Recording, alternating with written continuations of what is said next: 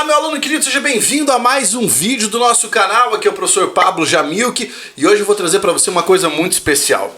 É muito especial porque se trata de uma novidade, tá? Então eu vou compartilhar com vocês essa novidade. Como vocês sabem, eu sou professor de literatura também, inclusive aqui no meu canal, um dos vídeos mais famosos se chama Resumo de Literatura Brasileira. E aí, de tantas pessoas me pedirem, a galera falou assim, cara, você tinha que gravar um curso de literatura. Então o que é que eu estou fazendo? Sim, eu estou gravando um curso de literatura e eu resolvi presentear você que está sempre acompanhando meu canal, que está sempre aqui vendo, né, o que eu estou postando cotidianamente, com uma aula introdutória de um dos nossos módulos dentro do curso de literatura. Então sim, o vídeo de hoje é sobre literatura, mais especificamente sobre literatura barroca, beleza? Sobre literatura barroca. Então o que é que vai acontecer? Assim que o Carlão girar a nossa vinheta aí, eu vou começar uma aula sobre barroco. E aí é lógico, eu quero que você acompanhe aí, eu quero que você seja feliz assistindo a esta aula. Mas enquanto o Carlão roda a vinheta, aqui do lado você vai clicar para fazer a sua inscrição no meu canal. Eu preciso subir esse número de inscritos. Ajuda aí, pô. Eu preciso de umas camisetas da hora, tipo essa aqui, ó. E agora, José, do nosso ilustríssimo Carlos Drummond de Andrade, tá? Então, o negócio é o seguinte, já faça aí a sua inscrição, já vem pra cá, deixa o like e enquanto você estiver acompanhando a vinheta, aqui embaixo na descrição do vídeo você tem todas as contas que eu preciso de que você observe. Você tem o canal de cortes para você ir para lá poder assistir aos melhores cortes. Você tem o link para participar do meu curso grátis de língua portuguesa, para participar do grupo do Telegram, para participar do grupo do WhatsApp. São várias coisas importantes. Inclusive, quando o curso de literatura sair, você que faz parte ou do grupo do WhatsApp ou do grupo do Telegram vai ter acesso em primeira mão, beleza? Então já dê uma olhada na descrição aqui do vídeo enquanto o Carlão roda a vinheta. Roda a vinheta, Carlão!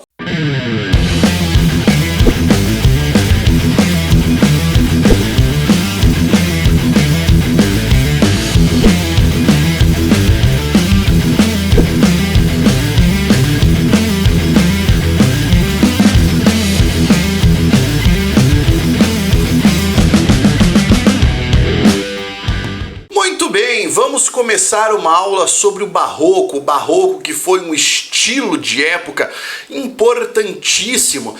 Ele teve sua expressão na literatura de uma maneira, ele teve em um dado momento da história, nós tivemos a expressão do barroco também na pintura, na escultura, na música, certo? Quando eu falo barroco, você pensa barroco na música?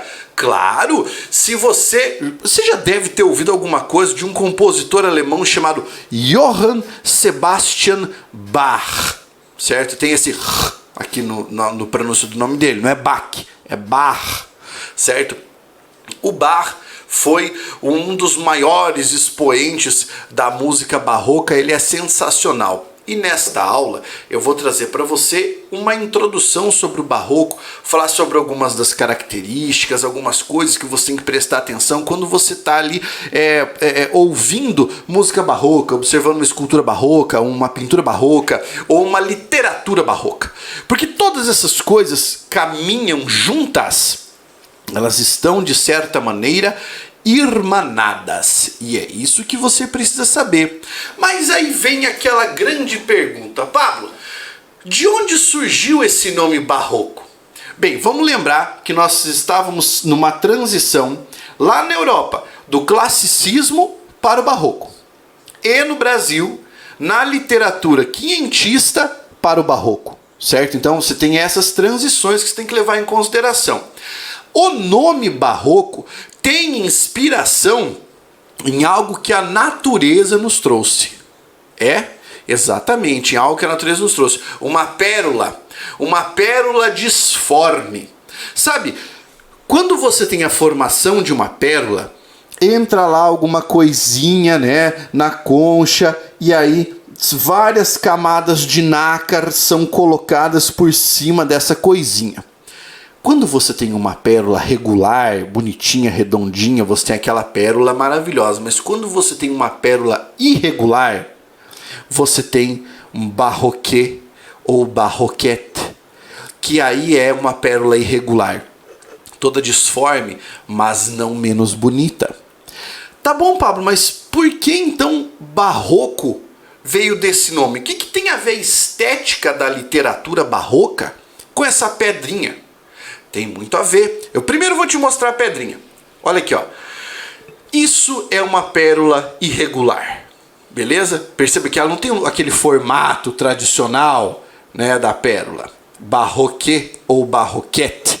Muito bem. O que nós temos aqui é uma representação de como era a arte nessa época. Que eu quero que você lembre.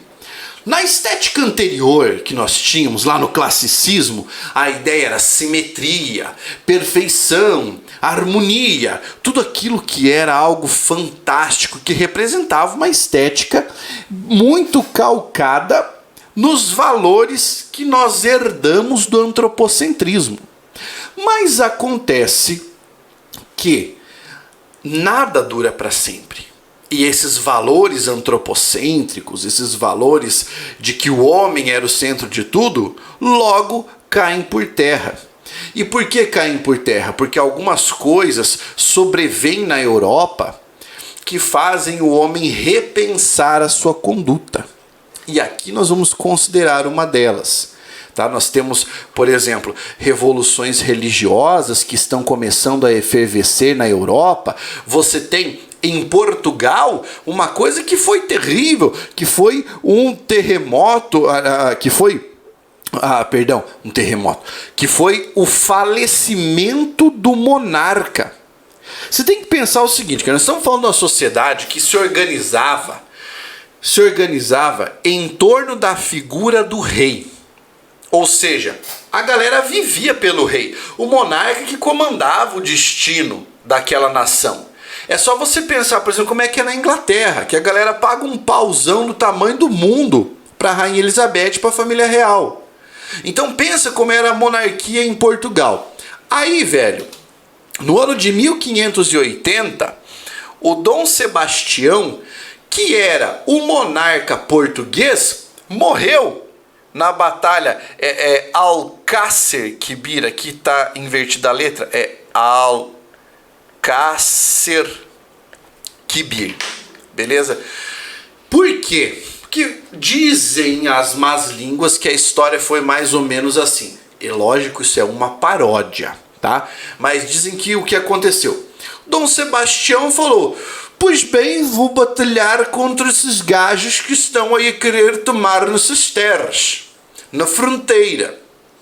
E aí foi Dom Sebastião, exército português, e ele parou o exército português todo, assim, tipo uma cena Senhor dos Anéis, saca? Ou tipo William Wallace, e falou assim: vou provocar o inimigo.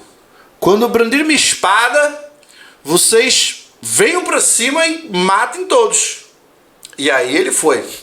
Só que ele não considerou que naquela região havia duna.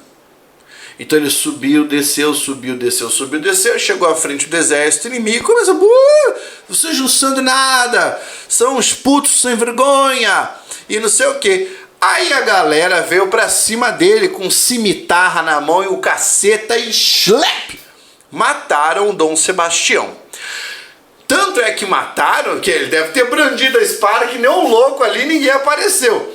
Mas tanto é que mataram o Dom Sebastião que o corpo do magrão nem encontrado foi. O que acabou gerando depois o tal do mito do sebastianismo, que é história para um outro vídeo. Mas gerou esse mito do sebastianismo. Tá bom, mas o que aconteceu então em Portugal que a galera ficou putaça depois de ter morrido Dom Sebastião? Você imagina, você tem ali uma fronteira entre Portugal e Espanha, que tem uma rivalidade tipo Brasil e Argentina, pra você pensar. Mas o Dom Sebastião não deixou herdeiros homens para que fosse possível, né, continuar o reinado. Quer saber o que aconteceu? Portugal ficou sob domínio espanhol. Exatamente, cara. A Espanha ficou dominando Portugal. Então você pensa o tamanho da cagada que foi isso. Porque é como se fosse assim, ó. O comandante do Brasil morreu, não deixou ninguém no lugar dele, mas que fosse a monarquia aqui. E aí, o comandante da Argentina fala, então é meu, vou cuidar agora. E ficou com o domínio durante muito tempo, o que causou uma grande depressão na galera. Então você pensa, cara, Portugal, velho, que é só você pensar na aula anterior, tá? Na aula sobre classicismo. Portugal tava aqui, ó, entrando em campo de salto alto, velho. Ele tava assim, ó, com as visualizações bombadaças, né, nas plataformas. Ele tava moendo. De repente, tomou-lhe uma cancelada do destino. Como é que você acha que fica o sentimento nacional a partir disso? O pessoal tava voando, porque aqui, ó, antropocentrismo, classicismo, escambau, de repente decai. A galera pensa, rapaz, será que isso não foi por causa dos nossos pecados? E daí o que acontece? Volta um pouco do sentimento teocêntrico, certo? Esse sentimento teocêntrico vai ser acompanhado daquilo que nós tivemos da Inquisição, da chamada Santa Inquisição, a perseguição. E olha o que aconteceu, velho. Pensa, na Europa, o Tribunal do Santo Ofício não matou 2, 3, 4 pessoas, matou 1.379 pessoas na fogueira. Queimou a galera. Não metaforicamente, queimou mesmo, executou as pessoas. Por quê? Porque era uma ordem de Deus, que você era um bruxo, escambau, entendeu? E aí, você pensa, como é que fica o sentimento do cara? Primeiro ele estava lá num esquema antropocêntrico, depois no Tribunal da Santa Inquisição. Ele fica todo quebrado. E é exatamente isso que o Barroco vai representar. A cisão, a quebra, a fragmentação do espírito humano. É nisso que você tem que pensar. Fragmentação do espírito humano. Quebrou, estamos lascados, velho. O que a gente vai fazer? Aí você pensa, em toda a Europa, você tem ali uma arte maneirista, né? Que era uma arte, de certa maneira, antropocêntrica, e que tinha um certo dinamismo, uma erudição na pintura e na escultura. E então, o maneirismo vai começar, vai de certa maneira levar-lhe um soco no estômago, porque a transição do classicismo para o barroco gera uma crise nesses valores antropocêntricos. Por que uma crise? Porque é o que eu falei, o cara estava sob a égide do antropocentrismo e de repente pensa, piazada, isso é uma gíria aqui do sul, piazada, deu ruim demais, a gente fez alguma coisa aqui, ó, esquecemos de rezar, uma coisa assim, ó, e vamos pagar pelos pecados agora. Aí vem o Tribunal da Santa Inquisição, os julgamentos inquisitoriais. O que ficaria dentro do espírito das pessoas? Medo. Por quê? Porque vem uma crença reforçada pela ignorância de que aquilo que tinha acontecido aconteceu porque era o pecado da galera. O que reforça o poder eclesial nesse momento e um saudosismo teocêntrico. O que é essa parada de saudosismo teocêntrico? Expressão difícil. Teocêntrico. Deus no centro da parada. Saudosismo, a galera pensa, oxe, será que rezar não adianta? E aí foi nesse esquema que vai surgir novamente uma literatura e uma pintura e uma escultura que vão valorizar temas religiosos de novo. Mas agora, não só o tema religioso, vai confrontar a dimensão humana antropocêntrica, vai confrontar com a dimensão religiosa. Certo? Então o bicho vai pegar. E vai pegar forte mesmo na arte, cara. E tudo isso vai ser representado em todas as artes. Nessa época, por exemplo, você tem ali música que é cara, é recheada de ornamentos, de enfeites, sabe? Porque a estética pedia para representar isso, cara. Era como se tivesse tudo quebrado na alma do cara. Uma dinâmica louca dentro da música. Você pega, por exemplo, Toccata e Fuga, se não me engano, em Ré menor do Bach. Parará, parará, parará, pananana. E aí você tem lá aquele órgãozão de tubo.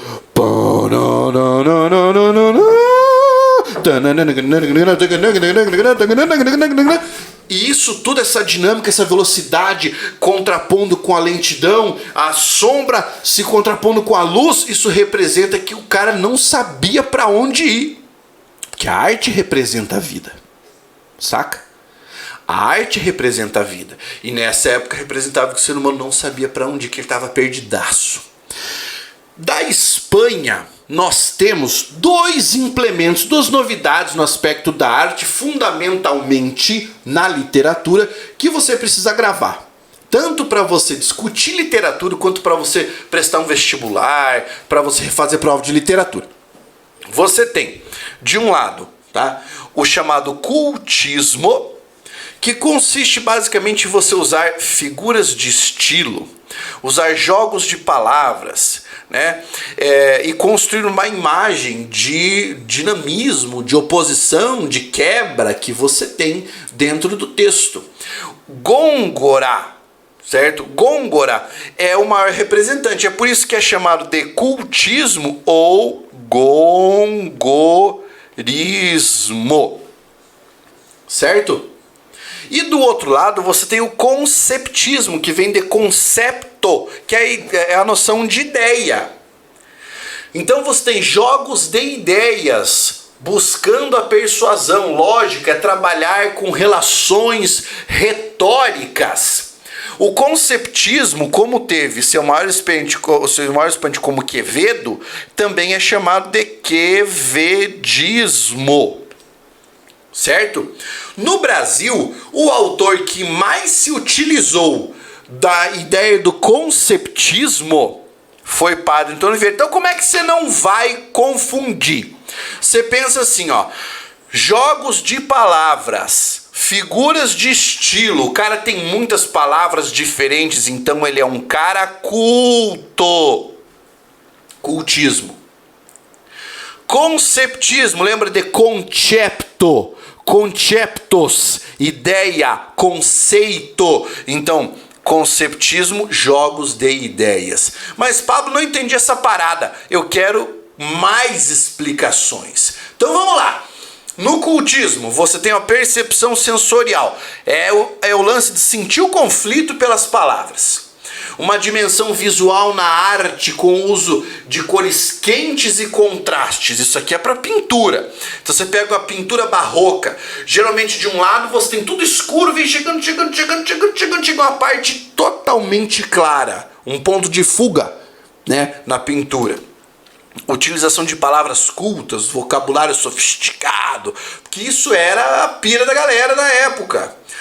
Uso de metáforas, hipérboles, sinestesias, que eram figuras de linguagem notadamente barrocas, né? Jogos de palavras. No conceptismo, uma percepção racional, era tentar entender o conflito e não sentir o conflito. Então, enquanto no cultismo eu quero fazer você sentir esse esquema chamado de dualidade, a distinção entre céu e terra, entre alma e corpo.